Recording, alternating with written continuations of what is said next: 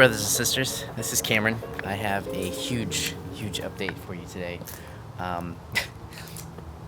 Number one, I could not sleep last night because of how nervous I was.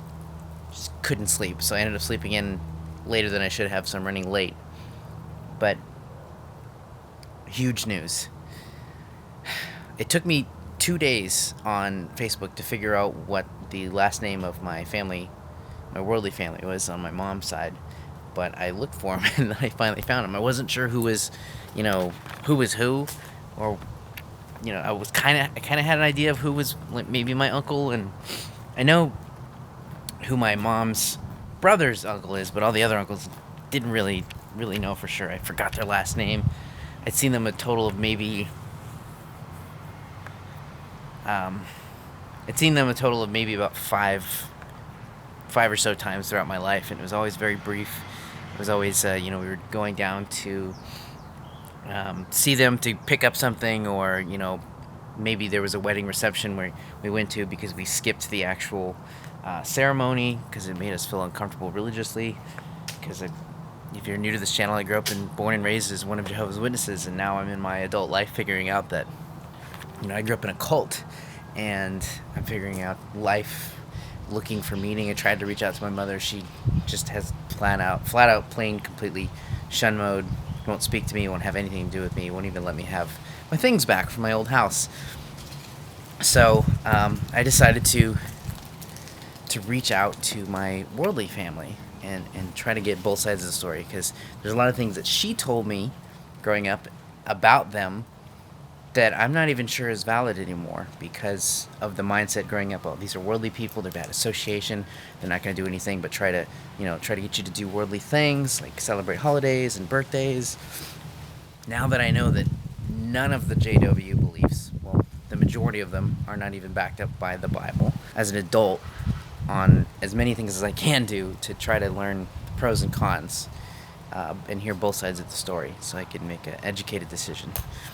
And that's where I am today. I'm running very late, but I'm going to drive several hours to go see my family and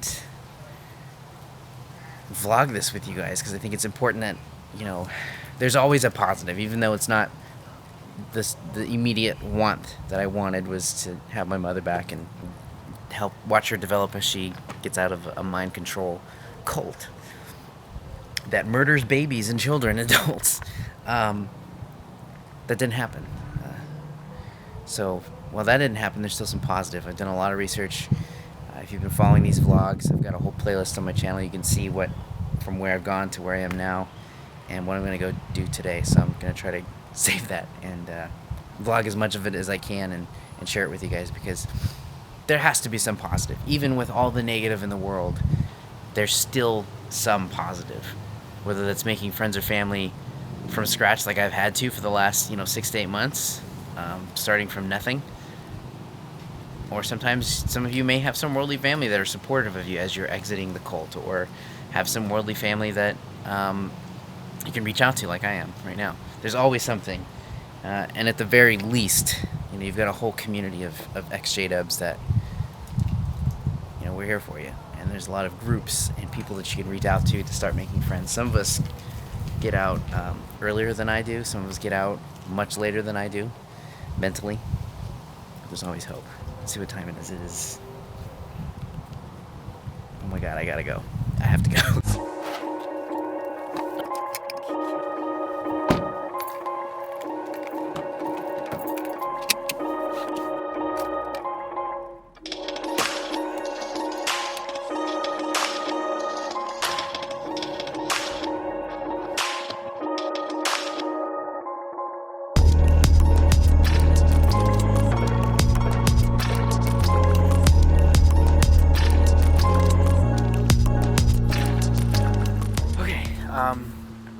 I literally just met I just literally met my family for the first time in, I don't even know how many years. Gotta be 7+ years since I've seen them for the, hour or two that I spent with them just to say hi and pick up our stuff from, maybe it was 5 or 6 years. My grandmother died when I saw them. That was it. But we're in Northern California, 20 minutes from the ocean. They have a really, really pretty spot in here. There's a little place they're chilling on the back. They're coming up to me like, "Hi, I'm Warren. I'm your cousin," or "Hi, I'm your niece," or "I'm your, I'm your uncle that you never talked to or met." So I'm gonna try to bring this camera around with me, and I don't think they really know I vlog, so I'm gonna explain that to them as I have my camera. They're probably gonna think I just take pictures, but really pretty here. I just ate some good Hawaiian food. I have a lot of catching up to do. I literally met them and then stepped out to get my camera, and I don't even know what to say. I'm at a loss for words.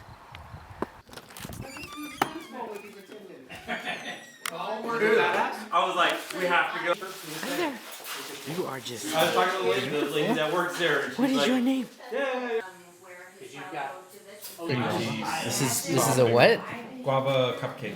Guava cupcakes. Yeah, guava cake cupcake. And this is just like a classic... Standard issue chocolate birthday cake. Whose birthday was it? Interesting. I bet you Rex is big into cameras. Oh, are you? Yeah, At a time. I love cameras. Yeah, I like photography stuff. Oh man, that was awesome. I see you eyeballing it. So. It works really well.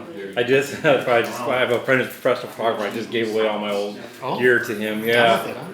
No way. He was all film stuff, but I was like, I can't use this stuff anymore. And he's like, I can use it. Like, but even still, like, and then let alone, like I said, how do I get a 50,000 ton rock up on top of this? Here's $1 million.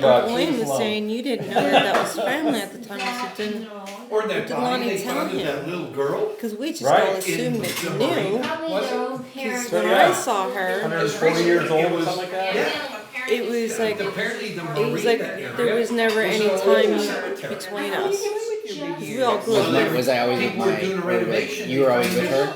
No, when we were kids, And they carbon dated the her cow. mom and dad Get some split up, DNA. right? And they find her And great our great mom and dad split up. Uncle Wayne, we all moved into Grandpa's house. Okay. And you didn't meet Grandpa. Grandpa passed a long time ago. But we all lived in San Francisco. So we all lived together in Grandpa's house, like in a 3-bedroom. So all of us cousins were very close as we were all growing up. Because we were all, Yeah. Maggie doing? yeah, we came from Hawaii when I was 12. So how long were we at Grandpa's? A year. Gotta be Did a little longer than that, yeah. How long has it been since Auntie? When did Lonnie bring Auntie Midge to? Let's see, Doug's been gone 5 years next in July. Maybe 6 years ago? Because he was alive. 6 years ago, last time you saw my mom. Yeah, because Oh my gosh. you were there. Yeah, because Doug was there. Do you remember that? And did you know that Midge was your grandmother? Yeah, so I knew that. I knew that. Yeah, when he was smaller. She used to come up to your place a lot. Yeah, I remember. Didn't she even stay there? And then when she was sick, you took care of her. We took care. I remember all of that. It was hard on him too because Auntie Midge was not in the right frame of mind. No. I think it was a little bit before she had a stroke. It's funny because she even talked to Robert. Got reward. And she got way worse when she went to Lisa's. Yeah, she had. Yeah, that was after the stroke too. So. But yeah, she was super sweet lady. She wasn't the same after. Well, that had been after her stroke because she was because after that she became an angry person. Yeah, after that she couldn't take care of herself. Yeah. She used to always tell me that the government's watching and things like that. So. Yeah, yeah. Turns out she was right. She's 100% right. Yeah. She used to say that when we were kids. I think Can you reach? she wanted to stay with Lonnie. Oh well. She didn't want to go to Lisa's. She wanted to be with Lonnie. It's funny because when she was with us, she wanted nothing but to leave. Yeah. Yeah. But I guess you're more curious about just the family in general, right? I mean, do you know who's who? And I'm learning. you're learning, really? It's so funny. I've just been away for so long. Because that's always gonna happen. I remember bits and pieces of everybody, but it's weird putting the puzzle together, I guess. Yeah. Yeah. Not even 9 years old until August. You know, well, you've been away from us for so long, you know what I mean? It's just kind of, all right, well, it's their life, their journey, you know? They were always welcome. Yeah, absolutely, I always absolutely. wanted to see you and everything, but your mom's had her own way of living, you know? I don't believe. Well, you know, and then you guys moved up and she never came around. One time you guys came down to the Hawaiian thing. The Hawaiian Yeah, which festival. now that I think about it, that blows my mind. How that even? How would you guys do to convince her to come down for that? I don't know. She came down that time because I had a picture of you and your mom. And then the last time we came down, she came down for a convention in the Yeah, city, yeah. Cal Palace. And she I was was baptized at that Cal Palace. staying. You were? Yeah, that's where I signed my death sentence right there. Oh, really? Yeah, don't ever get baptized in those religions. You're signing a legal document No, I'm not to sure. hand over your life to them, regardless of what the parents say. Wow. Yeah. I'm not sure how your mother got involved in that because she wasn't like that. Yeah. How did she? I think she needed it when she first got into it, probably. What happened was She fell into it easier because it makes you vulnerable. she just came back from San Diego because she was in a, what do you call it, Job Corps corps, or something right. like that, where there was teacher training her in solar. And she came back and Really? she somehow met up with some girls who were Jehovah Witnesses. Uh-huh. Talked her into it, and Had Lisa been in it already then too?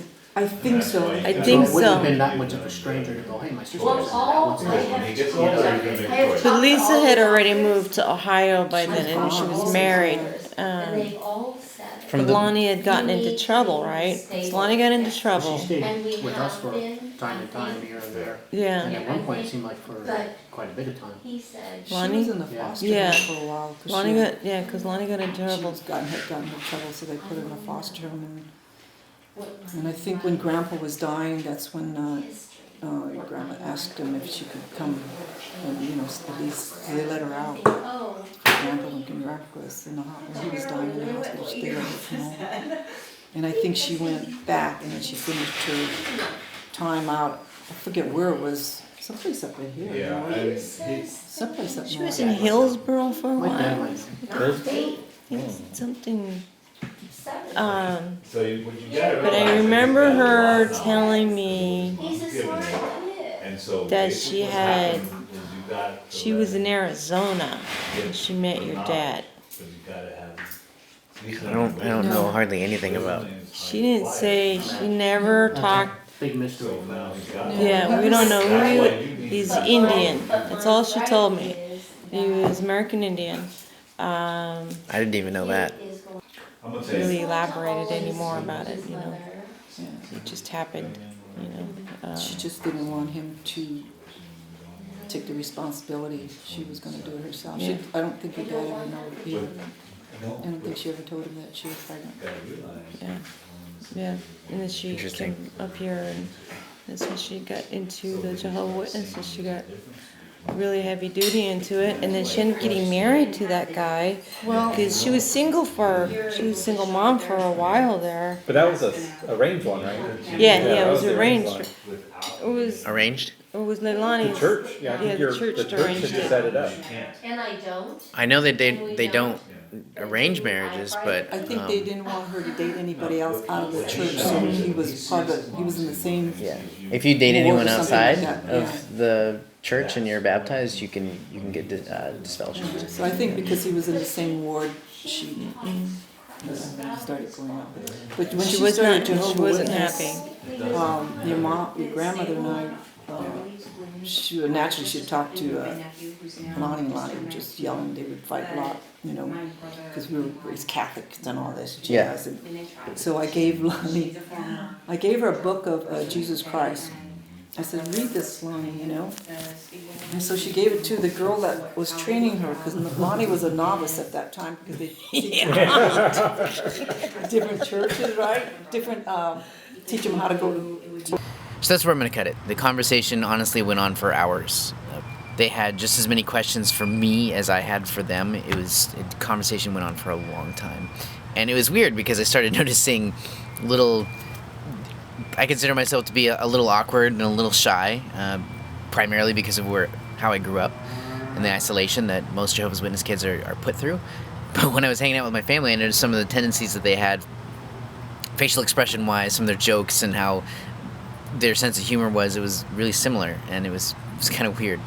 Found out basically they seemed generally pretty uneducated on Jehovah's Witnesses in general, even though some of them felt like it was a cult. That's, some of the conversation was going on earlier. You could hear him talking about, my mom was going to a different ward, which is a term for Mormonism that has nothing to do with Jehovah's Witnesses. So they clearly knew very little. They just had some idea that it was not okay, and the general assumption was it was her choice to go into this religion, because Jehovah's Witnesses, Scientology, many churches that are very same, or cults that are the same, they coach their members on saying, this is my decision, this is my choice.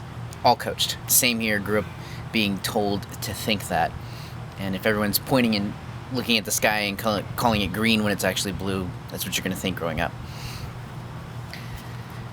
And they felt like, overall, if they kept pushing because she was shunning them as a family, I ended up finding out one of my uncles actually helped my mom move many hours away. She just stopped answering the door when he was in town and just would be very rude and showing him very little respect when he went through town that way. And they felt like if they kept pushing, she was so gone already that they were only going to push her farther away and lose her, which they kind of already have in their religion. They build they turn your family into a spiritual weapon, a weapon that they can hold against the person as a ransom, basically.